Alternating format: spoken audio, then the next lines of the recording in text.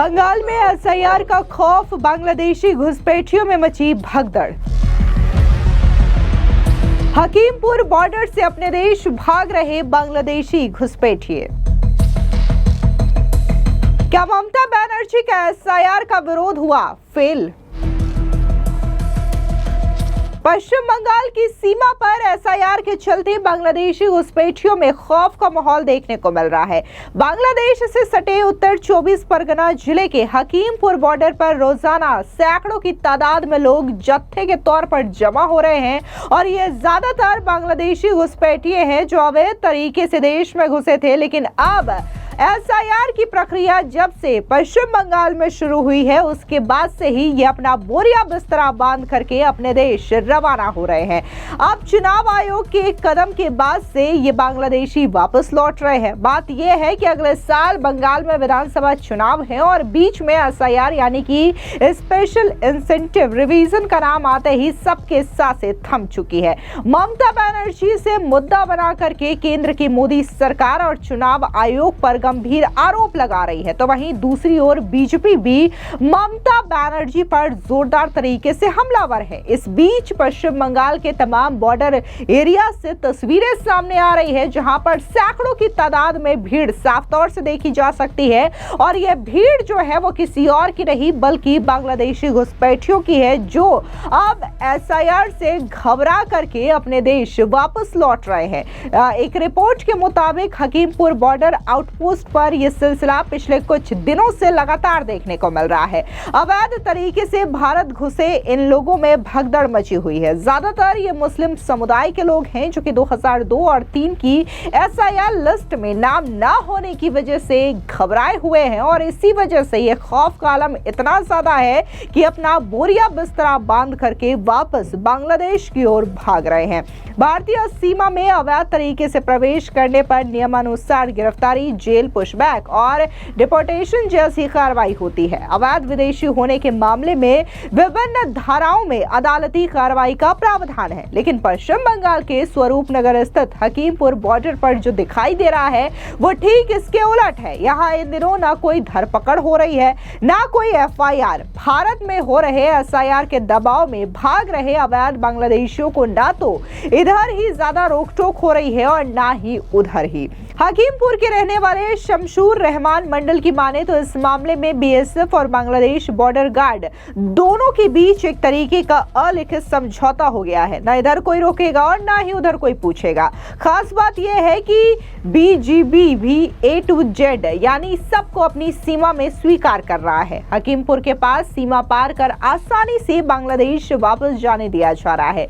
ये बात भारत के अलग अलग राज्यों और शहरों में रह रहे तमाम अवैध बांग्लादेशी घुसपैठियों को पता चल गई है और यही कारण है कि न केवल पश्चिम बंगाल बल्कि देश भर के छोटे छोटे जत्थे में ऐसी बांग्लादेशी घुसपैठिए हकीमपुर पहुंच रहे हैं और आसानी से सीमा पार होने की मिल रही सुविधा का लाभ लेकर के पड़ोसी मुल्क में घर वापसी कर रहे हैं। आपको बता दें कि भारतीय सीमा से निकलकर बड़ी संख्या में बांग्लादेश में प्रवेश करने वालों में से किसी एक को भी बीजीबी ने पुशबैक नहीं किया और या फिर किसी एक की डिपोर्टेशन भी नहीं हुई है। ऐसा ही घटना का मतलब साफ है कि एसआईआर प्रक्रिया शुरू होने के बाद भारत से लौट रहे लोगों के लिए बांग्लादेश ने भी अपना बॉर्डर खोल रखा है। अवैध तरीके से भारतीय भूभाग में वर्षों रहने के बाद अब एसआईआर के दौर में वापस जाने को बाध्य हर बांग्लादेशी घुसपैठिए को ये स्वीकार कर रहे हैं।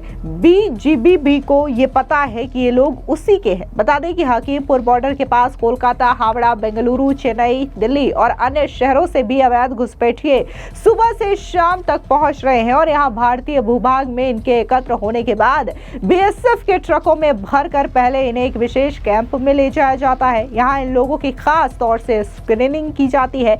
इसके पश्चात इन्हें अंतर्राष्ट्रीय सीमा के पास ले जाया जाता है। वहीं बीजीबी के साथ एक फ्लैग मीटिंग कर इन्हें सौंप दिया जा रहा है। ये थोड़ी ही देर में अपने देश में प्रवेश कर जा रहे हैं और इस बारे में पूछने पर एक सुरक्षा कर्मी ने अनौपचारिक तौर पर कुछ भी भी कहने से इनकार कर दिया, पर कहा कि बीजेपी को ये सब पता है कि उसे अच्छी तरीके से जानकारी दी गई है कि लोग भारत से बांग्लादेश में इन दिनों घुस रहे हैं, वे सभी वहीं के रहने वाले हैं और हकीमपुर से महज 500 किलोमीटर दूर के हैं वास्तविक सीमा रेखा से।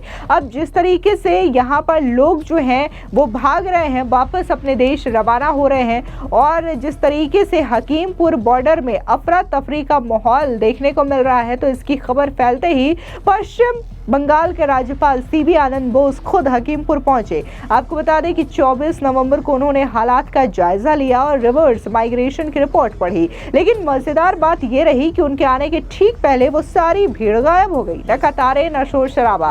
राज्यपाल लौटे तो फिर वही तमाशा शुरू हो गया। अब सवाल ये है कि ये सब कितना सच है, लेकिन इससे पहले आप भी सुनिए कि जब पश्चिम बंगाल के राज्यपाल सीवी आनंद बोस ने हकीमपुर बॉर्डर का दौरा किया तो क्या कुछ उन्होंने कहा।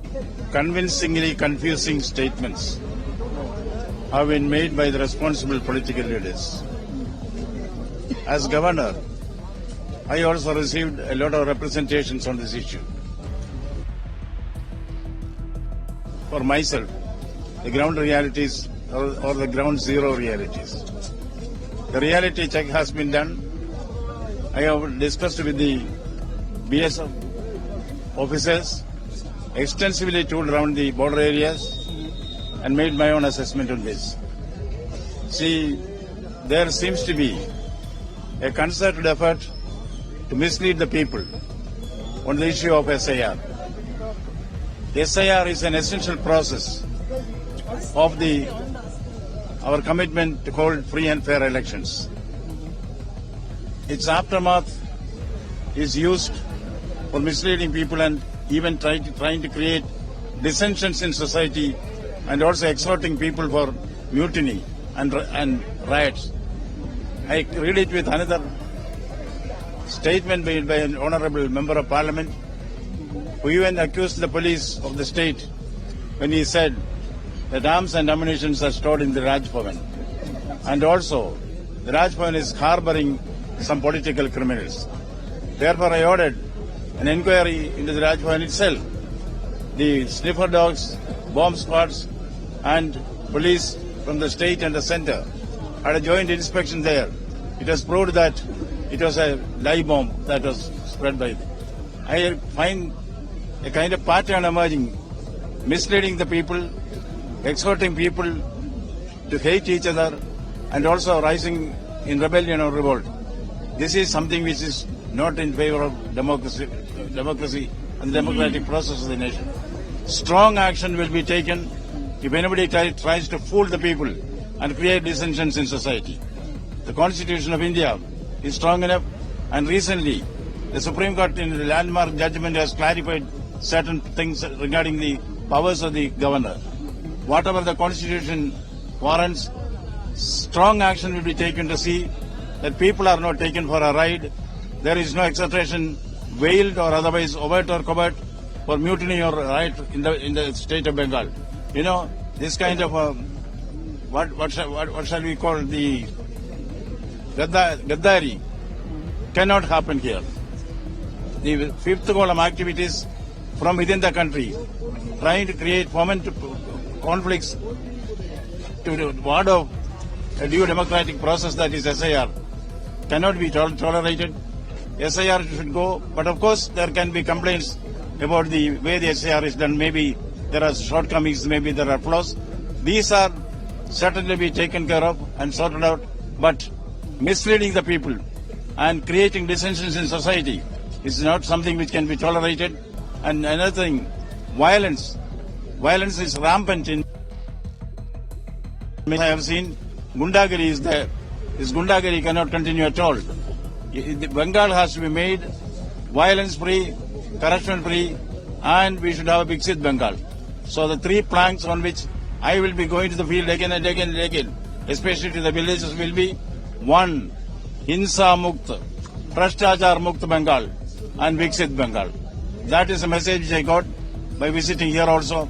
We have to call a spade a spade. People have a right to know the truth. The truth is not what exactly is paraded in the state as political rhetoric. Political rhetoric has got a limit for it. There's a Lakshman Rekha in everything, in politics also.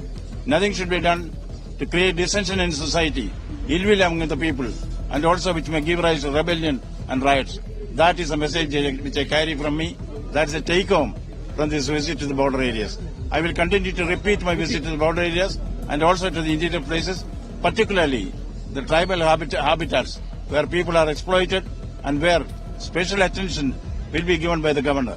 BSF के मुताबिक ये लोग खुद ही आकर के आवेदन दे रहे हैं, लेकिन नंबर्स बढ़ा चढ़ा करके दिखाए जा रहे हैं। अब कुल मिलाकर के पश्चिम बंगाल के हकीमपुर बॉर्डर में अफरा तफरी का माहौल देखने को मिल रहा है। एसआईआर के खौफ से इन बांग्लादेशी घुसपैठियों के बीच भगदड़ मची हुई साफ तौर से देखी जा सकती है और आलम यही है कि ये पश्चिम बंगाल से वापस बांग्लादेश की ओर रवाना हो रहे हैं। लेकिन इन सब के बीच में अब सवाल ममता बनर्जी पर भी उठाए जा रहे हैं कि आखिर एसआईआर की प्रक्रिया का विरोध इतना ज्यादा ममता बनर्जी और टीएमसी की ओर से क्यों किया जा रहा है। यहाँ पर तो अभी प्रक्रिया धीरे धीरे शुरू ही हो रही है, प्रक्रिया चल रही है, लेकिन इससे पहले जो बांग्लादेशी घुसपैठिए हैं वो अपना बोरिया बिस्तरा खुद ही समेट करके भाग रहे हैं, क्योंकि उनके मन में ये खौफ है कि अगर वोटर लिस्ट में उनका नाम नहीं आएगा तो उन्हें डिपोर्ट किया जाएगा या पुशबैक किया जाएगा। और इसी वजह से पहले से ही ये बांग्लादेशी जो है वो देश छोड़ करके भाग रहे हैं। एसआईआर प्रक्रिया मतदाता सूची को साफ सुथरा बनाने का तरीका है। चुनाव आयोग ने इसे चलाया ताकि फर्जी वोटर्स का सफाया हो सके, लेकिन बंगाल से ये घुसपैठियों के लिए आफत लग रही है। कई परिवारों के पास आधार, पैन, यहाँ तक कि जमीन के कागजात भी हैं, लेकिन पुरानी एसआईआर लिस्ट में नाम ना होने की वजह से वे खुद को असुरक्षित महसूस कर रहे हैं और इसी वजह से उनके जहन में ये खौफ है कि अगर एसआईआर प्रक्रिया के तहत उनके नाम वोटर लिस्ट में नहीं आएंगे तो उनके खिलाफ सख्त एक्शन लिया जा सकता है। आपको बता दें कि अगर भारत की सीमा में कोई अवैध तरीके से प्रवेश करता है तो न सिर्फ उसे जेल, जुर्माना, बल्कि पुशबैक और डिपोर्टेशन की कार्रवाई भी सरकार की ओर से की जाती है और इसी वजह से ये बांग्लादेशी खुद ही पहले से ही भाग रहे हैं। फिलहाल इस पूरी खबर पर आपकी क्या राय है, कमेंट सेक्शन में जरूर बताएं। धन्यवाद।